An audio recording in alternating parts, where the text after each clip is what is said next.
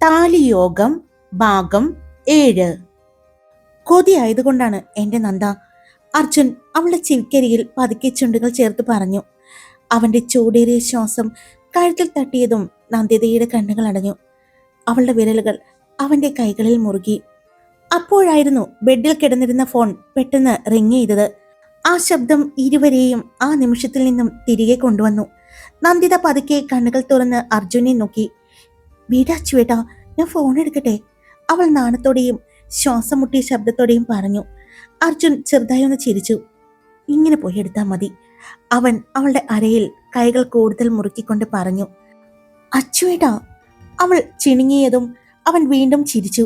അവളെ പിന്നിൽ നിന്നും ചേർത്ത് പിടിച്ചു തന്നെ അവൻ അവളോടൊപ്പം ബെഡിനരികിലേക്ക് നടന്നു. ബെഡിൽ കിടന്നിരുന്ന ഫോൺ എടുത്ത നന്ദിത സ്ക്രീനിലേക്ക് നോക്കിയതും അവളുടെ മുഖത്തെ ഭാവം മാറി. അമ്മ! അവൾ ഹൃദയം പെട്ടെന്ന് പിടഞ്ഞു. പേടിയോടെ അവൾ അർജുനെ നോക്കി. പക്ഷേ അവൻ യാതൊരു ഭാവവ്യത്യാസവും ഇല്ലാതെ തന്നെ നിന്നു. അവളുടെ അരയിൽ ചുറ്റിപ്പിടിച്ചിരുന്ന കൈകൾ ഇപ്പോൾ അതേപോലെ തന്നെയായിരുന്നു. നന്ദിത വേഗം കോൾ അറ്റൻഡ് ചെയ്തു. ഹലോ അമ്മ. ശബ്ദം സാധാരണ പോലെ ആക്കാൻ ശ്രമിച്ചെങ്കിലും അതിലെ പരിഭ്രമം മറയ്ക്കാൻ അവൾക്ക് കഴിഞ്ഞില്ല. മോളെ, ഏതാ നമ്മുടെ മുറ്റത്ത് കിടക്കുന്ന കാറ്? അമ്മയുടെ ശബ്ദം കേട്ടതും നന്ദിതയുടെ കണ്ണുകൾ വിടർന്നു. അവൾ ഞെട്ടലോടെ അർജുനെ തിരിഞ്ഞു നോക്കി. പക്ഷെ അവൻ അപ്പോഴും വളരെ കൂളായി നിന്നു. അതിലും കൂടുതൽ അവളെ അലട്ടിയത് അവന്റെ കൈകളായിരുന്നു. അവളുടെ സാരിക്കിടയിലൂടെ കാണുന്ന നഗ്നമായ അരയിലേക്ക് അവന്റെ വിരലുകൾ പതിയെ നീങ്ങി. നന്ദിത ശ്വാസം വലിച്ചെടുത്തു. അച്ചുവേട്ടാ, അവൾ ചുണ്ടുകൾ അനക്കാതെ പതുക്കെ പറഞ്ഞു. അവൻ അതൊന്നും കേൾക്കാത്തതുപോലെ അവളുടെ പൊക്കിൽ ചുഴിയിൽ വിരലുകൾ കൊണ്ട് പതിയെ വട്ടം വരച്ചു. അവളുടെ ശരീരം ഒന്ന് വിറച്ചു. അമ്മേ, ആരാ പറഞ്ഞത്? അവൾ ചോദിച്ചു. അത് അടുത്ത വീട്ടിലെ സുമതി ചേച്ചി വിളിച്ചിരുന്നു. വീട്ടില് നിങ്ങളില്ലേ എന്ന് ചോദിച്ചു. പാല് കൊണ്ടുവന്ന് വെച്ചപ്പോ ആരെയും കണ്ടില്ല എന്നും പറഞ്ഞു. നന്ദിതയുടെ നെറ്റിയില് വേർപ്പ് തുള്ളികൾ പൊടിഞ്ഞു. അർജുന് അവളുടെ അവസ്ഥ കണ്ട് ചിരിയടക്കാൻ ശ്രമിക്കുകയായിരുന്നു. അത് മാത്രമല്ല, മുറ്റത്ത് നമ്മുടെ കാറില്ല എന്നും മറ്റൊരു കാറ് കിടക്കുന്നു എന്നും പറഞ്ഞു. അതാ ഞാൻ വിളിച്ചത്, അമ്മ വീണ്ടും പറഞ്ഞു. അത് കേട്ടതും നന്ദിതയുടെ ഹൃദയം ഒന്ന് നിന്നു പോയതുപോലെ തോന്നി. അവൾ പെട്ടെന്ന് അർജുന്റെ കൈ പിടിച്ചു. പക്ഷേ അടുത്ത നിമിഷം തന്നെ അവൻ അവളുടെ കഴുത്തിലേക്ക് മുഖം പൊഴുതി. പതിയെ അവിടെ ചുംബിച്ചു. അച്ചുവേട്ടാ, അവൾ വിറയലോടെ വിളിച്ചു. അവളുടെ ശബ്ദത്തിലെ മാറ്റം അമ്മയ്ക്ക് മനസ്സിലായ പോലെ. നന്ദു, എന്താ മോളെ, നിനക്കെന്തെങ്കിലും അസുഖമുണ്ടോ?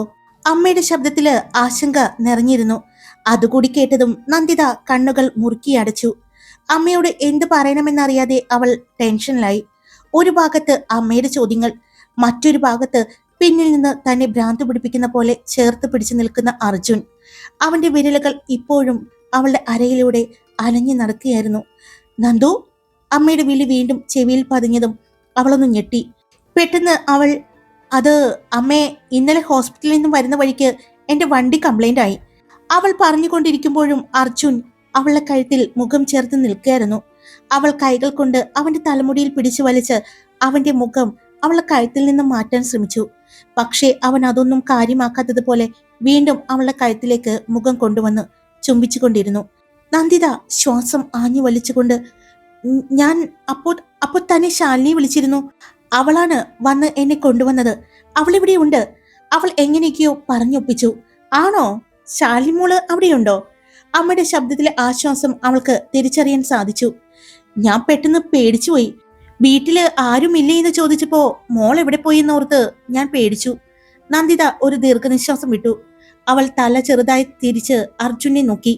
അവന് അവളുടെ അവസ്ഥ കണ്ട് അടക്കി വെച്ച ചിരിയോടെ നിന്നു. അല്ല, കോളേജിൽ പോകാനുള്ള സമയല്ലേ? അമ്മ വീണ്ടും ചോദിച്ചു. ആ, പോകാൻ ഇറങ്ങണമ്മ. നന്ദിത വേഗം മറുപടി പറഞ്ഞു. ഇറങ്ങുന്നതിന് മുമ്പ് എന്തെങ്കിലും കഴിച്ചായിരുന്നോ? ആ, കഴിച്ചു, അവൾ വെപ്രാളത്തോടെ പറഞ്ഞു. അപ്പോഴും അർജുൻ കുറുമ്പ് നിർത്തിയിരുന്നില്ല. അവന്റെ ചുണ്ടുകൾ പതിയെ അവളുടെ കഴുത്തിലൂടെ സ്പർശിച്ചു പോയതും നന്ദിതയുടെ ശരീരം ഒന്ന് വിറച്ചു. അച്ചുവേട്ടാ, അവൾ വീണ്ടും ചുണ്ടുകൾ അനക്കാതെ പറഞ്ഞു. അവൻ ചെറുതായി ഒന്ന് ചിരിച്ചു. ശരി മോളെ. അമ്മയുടെ ശബ്ദം വീണ്ടും കേട്ടു. ഡോക്ടർ എന്തെങ്കിലും പറഞ്ഞോ അമ്മേ? ഇല്ല മോളെ, 10 മണിയാകും ഡോക്ടർ വരാൻ. അപ്പോൾ ഡോക്ടർ വരുമ്പോ പറയുമായിരിക്കും അല്ലേ ഇന്ന് ഡിസ്ചാർജ് ആകുമോ എന്ന്? നന്ദിത ചോദിച്ചു. ഇപ്പൊ എങ്ങനെയുണ്ട് നന്ദുവിന്? നന്ദു എന്ന പേര് കേട്ടതും അർജുന്റെ വിരലുകളുടെ ചലനം ഒരു നിമിഷം നിർത്തി. അവന്റെ ശ്രദ്ധ ആ സംസാരത്തിലേക്ക് മാറിയെന്ന് നന്ദിതയ്ക്കും മനസ്സിലായി. നന്ദുവിന് കുഴപ്പമില്ല മോളെ, എന്തായാലും ഡോക്ടർ വന്ന് കണ്ടിട്ട് പറയാം. അമ്മയ്ക്ക് എങ്ങനെയുണ്ട്? പനി മാറിയോ? നന്ദിതയുടെ ശബ്ദത്തില് കരുതൽ നിറഞ്ഞു. എനിക്ക് കുഴപ്പമൊന്നുമില്ല, എന്നാലും നല്ല ക്ഷീണവും ശരീരവേദനയും ഉണ്ട്, അമ്മ പതുക്കെ പറഞ്ഞു. അത് കേട്ടതും നന്ദിതയുടെ മുഖം മങ്ങി. അമ്മ ഒന്നുകൂടി ഡോക്ടറെ കാണിക്കണം കേട്ടോ.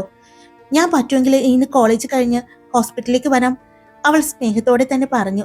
വേണ്ട മോളെ, ഇന്ന് ഡിസ്ചാർജ് ആകുമോന്ന് അറിയില്ല, ആയാല് ഞങ്ങൾ അങ്ങോട്ട് വന്നോളാം. ഇനി ആയില്ലെങ്കിലും മോള് വരാനിരിക്കേണ്ട, ഇത്രയും ദൂരം വണ്ടി ഓടിച്ചു വരണ്ടേ? ഇന്നലെ തന്നെ നല്ല കാറ്റും മഴയായിരുന്നല്ലോ. ഞാനും അച്ഛനും നന്ദുവും നന്നായി പേടിച്ചു, മോള് വീട്ടിൽ എത്തിയിട്ടുണ്ടാവോ എന്നൊക്കെ ഓർത്ത്. അമ്മയുടെ വാക്കുകളില് സ്നേഹവും കരുതലും നിറഞ്ഞിരുന്നു. നന്ദിതയുടെ കണ്ണുകള് നിറഞ്ഞു. പിന്നെ മോളുടെ ഫോണിൽ വിളിച്ചിട്ട് കിട്ടുന്നുണ്ടായിരുന്നില്ല. അപ്പോഴാണ് നന്ദൻ പറഞ്ഞത് റേഞ്ച് പോകുന്നുണ്ടാകും, മഴ കാരണമാകും എന്നൊക്കെ. അമ്മ പറഞ്ഞതും നന്ദിത ഒരു നിമിഷം മിണ്ടാതെ നിന്നു. അവളുടെ മനസ്സ് വിങ്ങി, അവളുടെ കണ്ണുകൾ നിറഞ്ഞൊഴുകി. അപ്പോഴും അവൾക്ക് പിന്നിൽ നിന്ന് അർജുൻ ചേർന്ന് നിൽക്കുകയാണ്. പക്ഷെ ആ നിമിഷം അവളുടെ മനസ്സിൽ നിറഞ്ഞത് വീട്ടുകാരുടെ സ്നേഹമായിരുന്നു. ശരി അമ്മേ, ഞാൻ പിന്നെ വിളിക്കാം, അവൾ പതുക്കെ പറഞ്ഞു. എന്നാ മോൾ ഇറങ്ങിക്കോ, അമ്മ പറഞ്ഞു. അടുത്ത നിമിഷം കോള് കട്ടായി. ഫോൺ താഴ്ത്തിയ നന്ദിത ഒരു ദീർഘനിശ്വാസം വിട്ടു. പക്ഷെ അടുത്ത നിമിഷം തന്നെ അർജുൻ അവളുടെ തോളിൽ മുഖം ചേർത്ത് പതുക്കെ ചോദിച്ചു, ശാലിനിയാണല്ലേ? അവന്റെ ശബ്ദത്തിൽ ഒളിഞ്ഞിരുന്ന കുറുമ്പ് കേട്ടതും നന്ദിത മുഖം തിരിച്ച് അവനെ നോക്കി. നന്ദിത അവനെ നോക്കുമ്പോഴായിരുന്നു അവളുടെ കണ്ണുകളിൽ നിറഞ്ഞു നിൽക്കുന്ന കണ്ണുനീർ അർജുൻ കാണുന്നത്. അവന്റെ മുഖത്തെ കുറുമ്പ് ഒരു നിമിഷം കൊണ്ട് മങ്ങി. എന്തുവാടി? അവൻ പെട്ടെന്ന് അവളെ തന്റെ നേരെ തിരിച്ചു നിർത്തി. നന്ദ, അവൻ അവളുടെ മുഖം കൈകളിൽ എടുത്തു. പക്ഷേ അവളുടെ കണ്ണുകൾ അപ്പോഴും നിറഞ്ഞൊഴുകിക്കൊണ്ടിരുന്നു. അമ്മയും അച്ഛനും, അവൾ വെങ്ങിപ്പൊട്ടി. ഞാനിപ്പോ ചെയ്യുന്നതെല്ലാം തെറ്റല്ലേ? അതൊന്നും അവരറിയുന്നില്ലല്ലോ, അവരോട് എനിക്ക് സങ്കടാവുന്നു. അവളുടെ ശബ്ദം വിങ്ങി. അത് കേട്ടതും അർജുന്റെ മുഖം ഗൗരവമായി. എന്തിന്? അവൻ വിരലുകൾ കൊണ്ട് അവളുടെ കണ്ണുനീർ തുടച്ചുകൊണ്ട് ചോദിച്ചു. നിന്നെ ഞാൻ സ്വന്തമാക്കിയതാണോ, അല്ലെങ്കിൽ ഇന്നലെ സംഭവിച്ചതിനാണോ? അവൾ പതുക്കെ തലകുലുക്കി. ഞാനല്ലേ തെറ്റ് ചെയ്തത് അച്ചൂട്ടാ, അവൾ തേങ്ങലോടെ പറഞ്ഞു.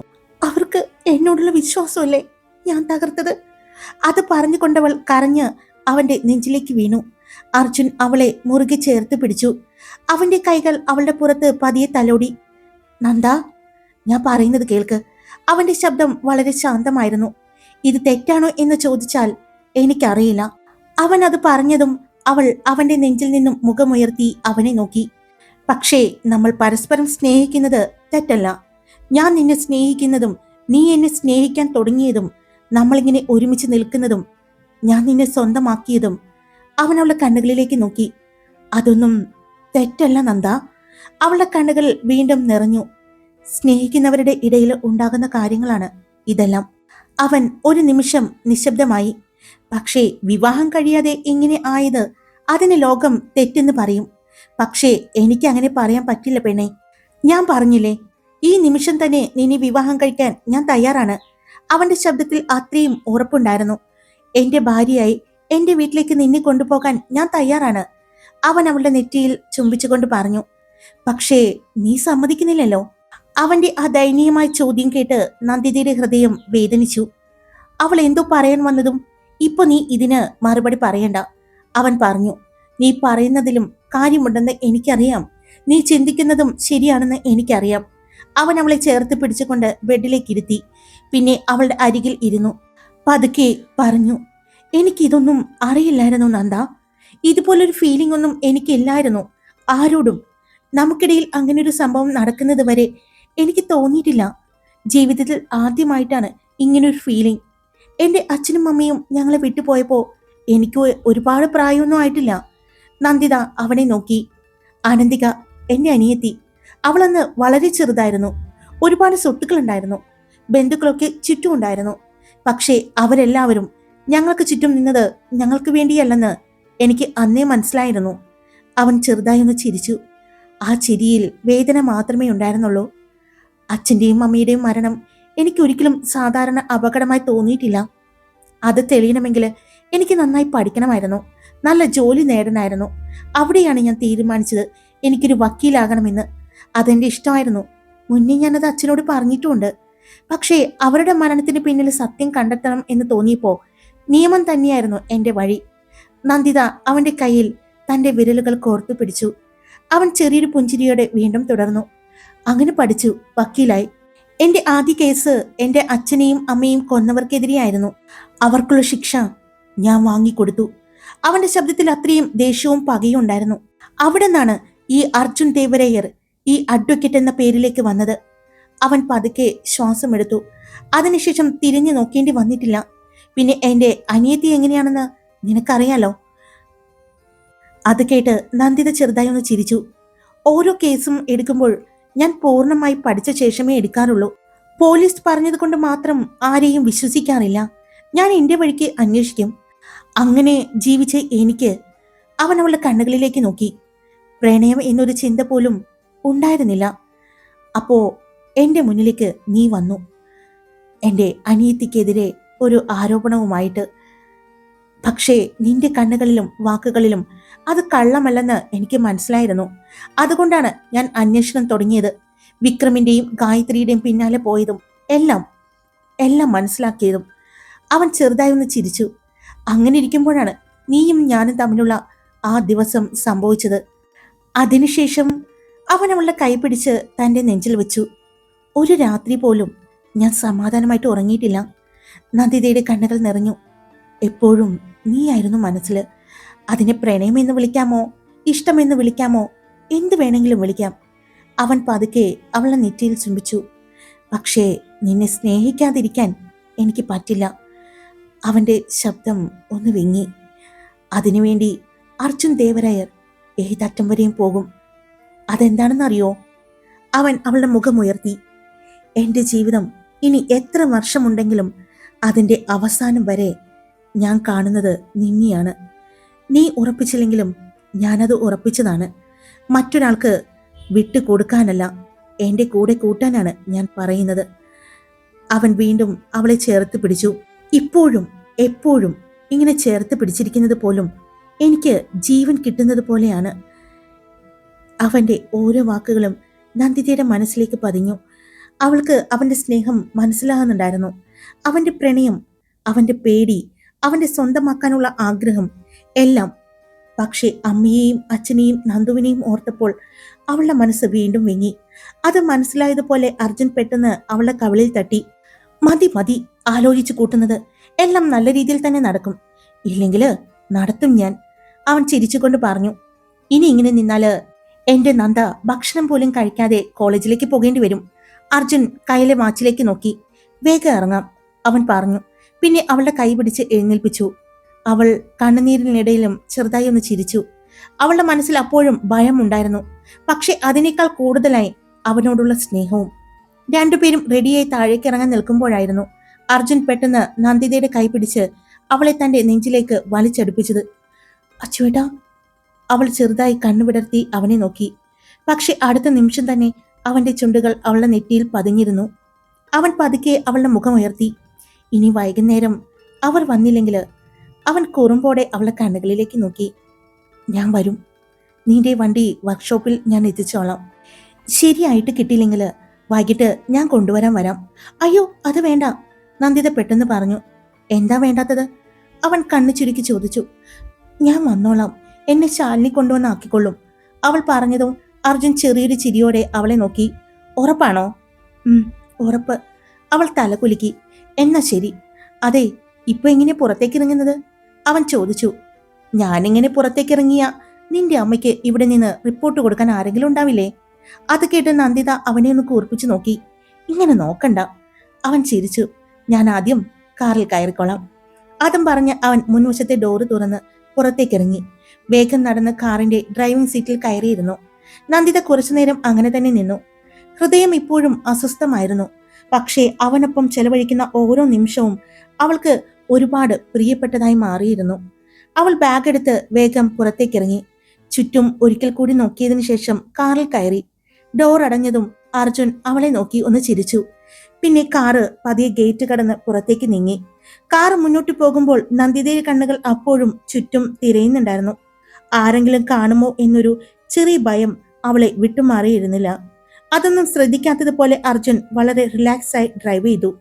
അല്പസമയം കഴിഞ്ഞപ്പോൾ കാറ് ഒരു മനോഹരമായ വെജിറ്റേറിയൻ റെസ്റ്റോറന്റിന്റെ മുന്നിൽ നിർത്തി.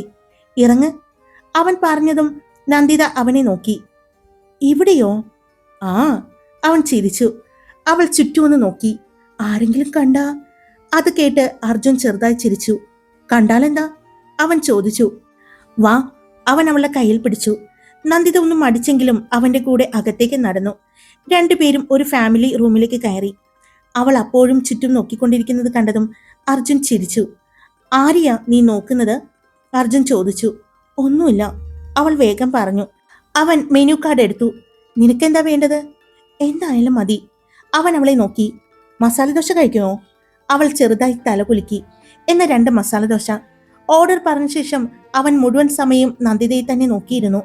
ആ നിമിഷങ്ങൾ ഓരോന്നും അവൻ നിറഞ്ഞ ഹൃദയത്തോടെ ആസ്വദിക്കുകയായിരുന്നു. ജീവിതത്തിൽ ആദ്യമായിട്ട് ഇങ്ങനെ ഒരാളുടെ ഒപ്പം സമയം ചെലവഴിക്കുന്നത് പോലും അവന് അത്രയും സന്തോഷം തരുന്നുണ്ടായിരുന്നു.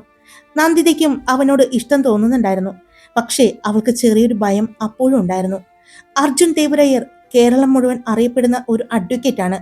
അവനെ ഒരുപാട് ആളുകൾക്ക് അറിയാം. ആരെങ്കിലും കണ്ടാൽ, എന്തെങ്കിലും പറഞ്ഞാൽ ആ ചിന്തകൾ അവളെ അലട്ടുന്നുണ്ടായിരുന്നു. അതേസമയം അർജുൻ അതൊന്നും ശ്രദ്ധിക്കാതെ അവളെ നോക്കി ചിരിച്ചുകൊണ്ടിരുന്നു. ഭക്ഷണം വന്നതും അവൻ പ്ലേറ്റ് അവളുടെ മുന്നിലേക്ക് നീക്കി. കഴിക്ക്. രണ്ടുപേരും ഒരുമിച്ച് ഭക്ഷണം കഴിച്ചു. ആ സമയം മുഴുവൻ അർജുന്റെ കണ്ണുകളിൽ ഒരു പ്രത്യേക തിളക്കമുണ്ടായിരുന്നു. പെട്ടെന്നാണ് നന്ദിതയുടെ ഫോൺ റിങ് ചെയ്തത്. ശാലു. അവൾ വേഗം ഫോൺ എടുത്തു. ഡി, ഈ ഇന്ന് കോളേജിൽ എത്തുന്നില്ലേ? ശാലു ചോദിച്ചതും വരും, ഞാൻ എത്തും, നന്ദിത വേഗം പറഞ്ഞു. ഫോൺ കട്ട് ചെയ്തതും അർജുൻ അവളെ നോക്കി. ഇനി എന്തെങ്കിലും വേണോ? അവൻ ചോദിച്ചു. വേണ്ട. എന്നാ പോകാലോ? അവൻ പറഞ്ഞതും അവൾ തല കുലുക്കി. പിന്നെ രണ്ടുപേരും വീണ്ടും കാറിൽ കയറി. അർജുൻ നേരെ കോളേജിലേക്ക് കാർ എടുത്തു. വേണ്ട ചേട്ടാ, ഇവിടെ ഇറക്കിയാ മതി. അവൾ ഒരുപാട് പറഞ്ഞെങ്കിലും അവൻ അതൊന്നും കേട്ടില്ല. ഞാൻ കൊണ്ടുപോയി ആക്കി തരാം. അവസാനം കോളേജിന്റെ അടുത്ത് തന്നെ കാർ നിർത്തി. നന്ദിത ബാഗ് എടുത്ത് ഇറങ്ങാൻ നിന്നതും അർജുൻ അവളെ കയ്യിൽ പിടിച്ചു. പറഞ്ഞത് മറക്കണ്ട. അവൾ തിരിഞ്ഞ് അവനെ നോക്കി. എന്നെ വിളിക്കണം, ഞാൻ വിളിക്കുമ്പോ ഫോൺ എടുക്കണം. അവൾ ചെറുതായി ഒന്ന് ചിരിച്ചു. കേട്ടല്ലോ? പിന്നെ വൈകിട്ട് നന്ദുവിന് ഡിസ്ചാർജ് ആണെങ്കിൽ എനിക്ക് മെസ്സേജ് ചെയ്യണം. തിരക്കിലാണെങ്കിലും ഞാൻ കണ്ടാ റിപ്ലൈ തരാം. അവന്റെ ആ കരുതൽ നിറഞ്ഞ വാക്കുകൾ കേട്ട് നന്ദിതയുടെ മനസ്സ് നിറഞ്ഞു. അവളൊന്ന് തലകുലുക്കി. പിന്നെ കാറിൽ നിന്നും ഇറങ്ങി കോളേജിലേക്കുള്ള വഴി നടന്നു പോകുമ്പോൾ അർജുൻ അങ്ങനെ തന്നെ അവളെ നോക്കി നിന്നു. അവൾ കാഴ്ചയിൽ നിന്നും മറയുന്നത് വരെ. അവന്റെ ചുണ്ടുകളിൽ ഒരു പുഞ്ചിരി ഉണ്ടായിരുന്നു. ഹൃദയത്തിൽ ഒരു അപൂർവമായ സന്തോഷം. ജീവിതത്തിൽ ആദ്യമായിട്ട് തനിക്ക് സ്നേഹിക്കാൻ ഒരാളുണ്ട്, സ്വന്തമാണെന്ന് പറയാൻ ഒരാളുണ്ടെന്ന് അവന് തോന്നി. ആ ഒരു പെണ്ണ് അവന്റെ ജീവിതത്തിൽ ഒരുപാട് പേരുടെ സ്നേഹം ഒരുമിച്ച് നിറച്ചതുപോലെയായിരുന്നു. ഹായ്, എല്ലാവരും സുഖമായിട്ടിരിക്കുന്നോ? ഞാൻ സുഖമായിട്ടിരിക്കുന്നു. കറണ്ട് പോക്കുണ്ടോ നിങ്ങളുടെ അടുത്തൊക്കെ? ഇവിടെ ഇപ്പോഴും കറണ്ട് പോവാണെന്നേ. അതോ അപ്പോൾ വൈഫൈയും കട്ടായി പോവും. ഒരു രക്ഷയും തരുന്നുണ്ടായിരുന്നില്ല. പിന്നെ സ്റ്റോറി ഞാൻ ഇട്ടിട്ടുണ്ട്. അടുത്ത സ്റ്റോറി ഉടനെ ഉണ്ടാവും, പ്രണയമഴ. പിന്നെ കാണുന്നവരെല്ലാവരും ഒന്ന് സബ്സ്ക്രൈബ് ചെയ്ത് സപ്പോർട്ട് ചെയ്യുന്നേ. അപ്പോൾ അടുത്ത വീഡിയോയുമായിട്ട് കാണാട്ടോ. ബൈ.